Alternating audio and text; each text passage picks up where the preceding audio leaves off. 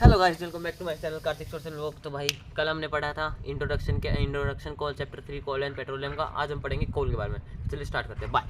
अगला टॉपिक जिसका नाम है कोल।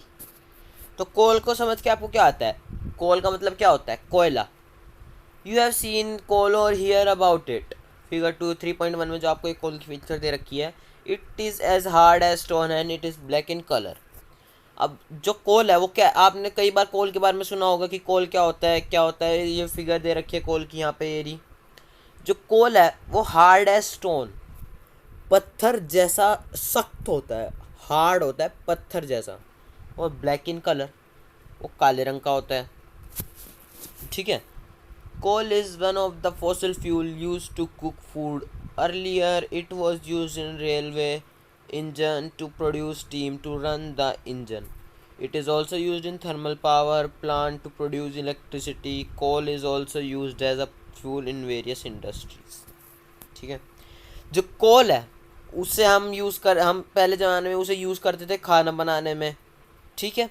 और पहले के ज़माने में जब वो कोल है वो एक चीज़ और यूज़ होता होगा। आपने सुना होगा कि भाप का जो इंजन होता था पहले। पहले आपने यहाँ किसी मूवी में भी देखा होगा कि कोयला, रेलवे के जो इंजन है उसके अंदर कोयला डालते थे, उससे वो चलता था, स्टीम पे वो चलता था। उसकी जो उससे स्टीम निकलती थी फिर वो चलता था। ठीक है। और ये थर्मल पावर के उसमें यूज़ होता है प्लांट को इलेक्ट्रिसिटी प्रोवाइड करने में। आपने कई जगह देखा होगा कि जो प्लांट की जो नर्सरी होती है उसके आसपास कहीं जो आर्टिफिशियल, यहाँ पे आपको आर्टिफिशियल सन बना दिया जाता है। लाइट है, उससे लाइट आ रही है। और यहाँ पे मान लो प्लांट है कोई भी, उसे प्लांट को हेल्प करता है ग्रो करने में। और ये किससे होता है? ये भी मदद होता है, आप ये मदद करता है कोल। ठीक है। और जो कोल है वो कोल जो है वो वेरियस इंडस्ट्री, मतलब कई सारी इंडस्ट्री में फ्यूल का भी काम करता है। अब यहाँ आता है स्टोरी ऑफ कोल। कोल की स्टोरी कि कैसे वो प्रोड्यूस होता है। ठीक है। यहाँ पे पहली आई है दोबारा। यहाँ पहली एक क्वेश्चन पूछ रही है, where do we get coal from and how it is form. कि हमें कोल कहाँ से मिलता है और वो कैसे बनता है। तो चलिए उसके बारे में जानते हैं कि कोल कैसे बनता है। About 300 million year ago the earth had dense forest in lawn lying wetland areas. Due to natural processes like flooding, these forests got buried under the soil. As more soil deposited over them, they were compressed. The temperature also rose as they sank deeper and deeper. Under high pressure and high temperature, dead plants got slowly converted to coal. As coal contains mainly carbon, the slow process of conservation of dead vegetation into coal is called carbonization. Since it was formed from the remains of vegetation, coal is called fossil fuel. A coal mine is shown in figure dash and dash. चलिए अब इसके बारे में बात करते हैं कि 300 साल पहले, 300 हजार साल पहले जो हमारी जो अर्थ थी उस पर डेंस फॉरेस्ट था। आप डेंस का मतलब सब आप बताएं, पूछेंगे कि डेंस क्या होता है। डेंस का मतलब होता है घना। डेंस का मतलब होता है घना। बहुत घना जंगल था। और वो घना जंगल था। और वो नेचुरल जो प्रोसेस होते हैं हमारे, जो नेचुरल जो प्रोसेस होते हैं, जैसे आपके नेचुरल प्रोसेस में आ गया आपके फ्लडिंग, उसकी मदद से जो फॉरेस्ट है वो सोइल के अंदर सारे दब गए। जो घना जंगल था वो अंदर दब गया। ठीक है। और अंदर दब गया तो जो सोइल था वो उस पर और डिपॉजिट हुई। सोइल ऊपर, उसके ऊपर दुबा और आई। और आने के बाद फिर क्या हुआ, वो और ज़्यादा दब गए। फिर जो टेम्परेचर वो बढ़ गया। फिर वो और डीपर एंड डीपर जाते रहे, गए और नीचे जाते गए।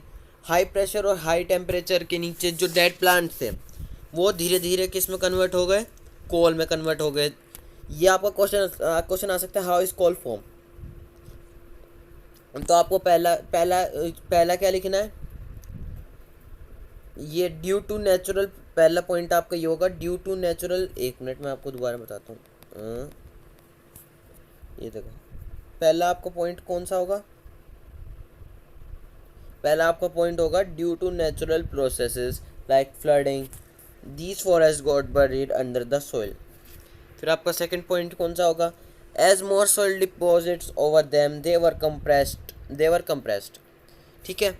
तीसरा, the temperature also rose as they sank deeper and deeper. Fourth, under high pressure and high temperature, dead plants got slowly converted to coal. Or last, fifth, as coal contain mainly carbon, the slow process of conservation of dead vegetation into coal is called carbonization. मैं आपको एक बार दोबारा सब कुछ बताता हूँ।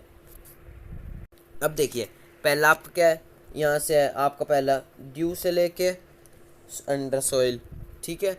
दूसरा आपका कहाँ से है? एजमोर से लेके कंप्रेस्ड। तीसरा आपका कहाँ से है? दा से लेके डीपर एंड डीपर। फोर्थ आपका कहाँ है? अंडर हाई प्रेशर से लेके कोल तक।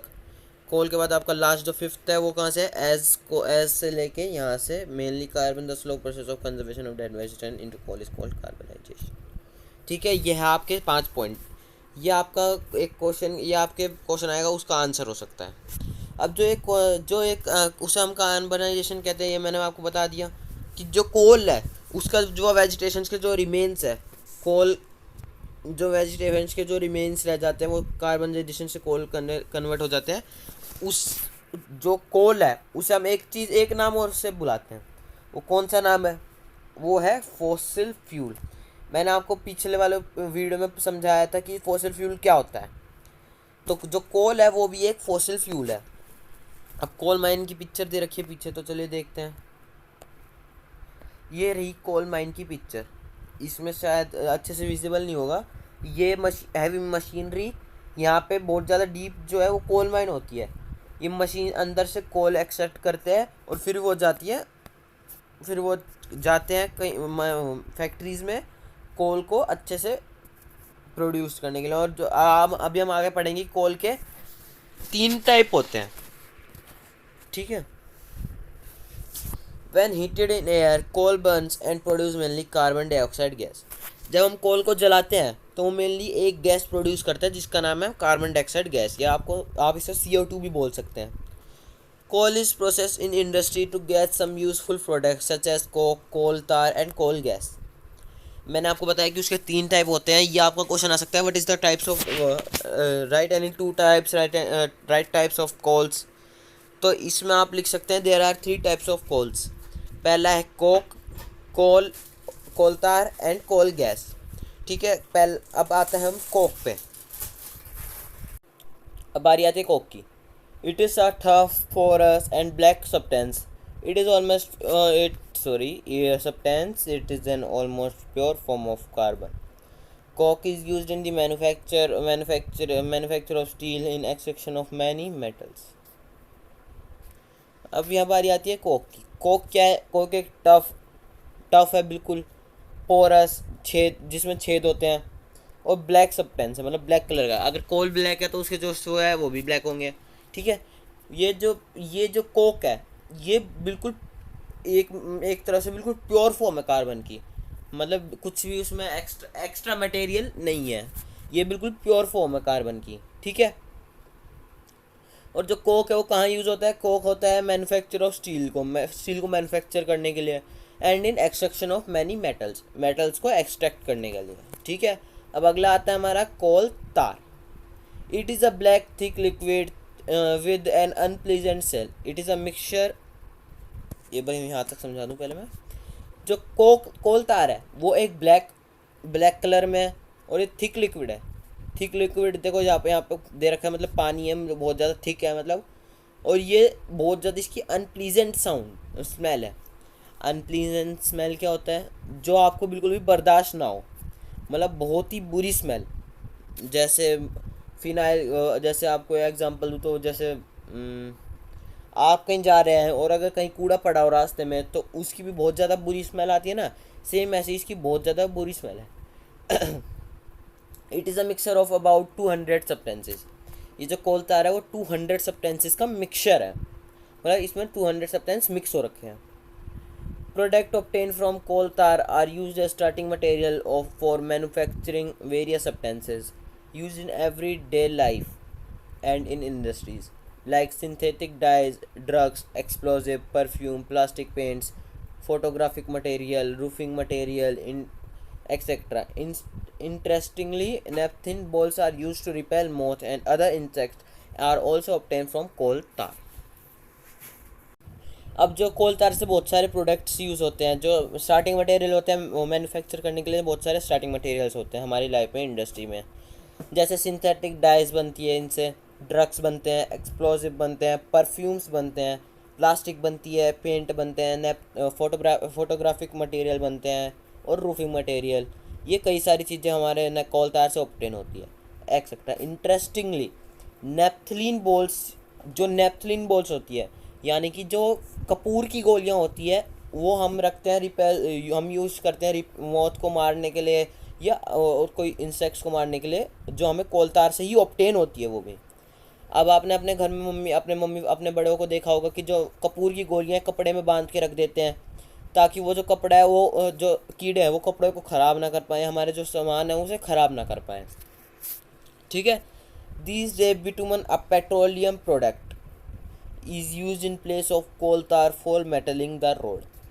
अब आपको ये तो पता होगा कि जो कोल तार है, अगर नहीं पता मैं बता दूँ, जो कोल तार है वो रोड को मेटलिंग मतलब रोड में भी यूज़ होता है, रोड को बनाने के लिए भी हमें कोल तार यूज़ होता था।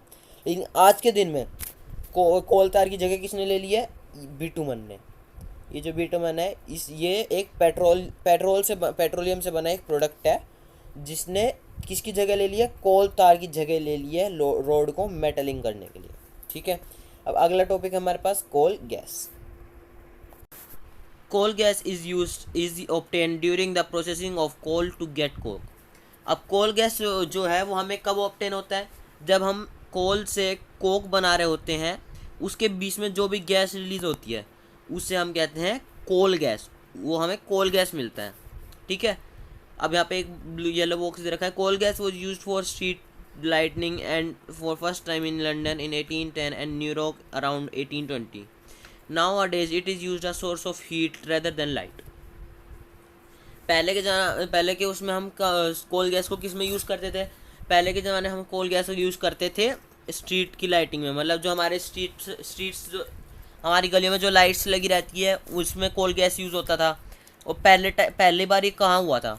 ये आपको क्वेश्चन आ सकता है कि पहली बार ये हुआ था लंदन में, और कब? 1810 में। फिर उसके बाद ये हुआ न्यूयॉर्क में, फिर कब हुआ? 1820 में। आज के दिनों में अब जो हम कोल गैस है उसे हम कैसे यूज़ करते हैं?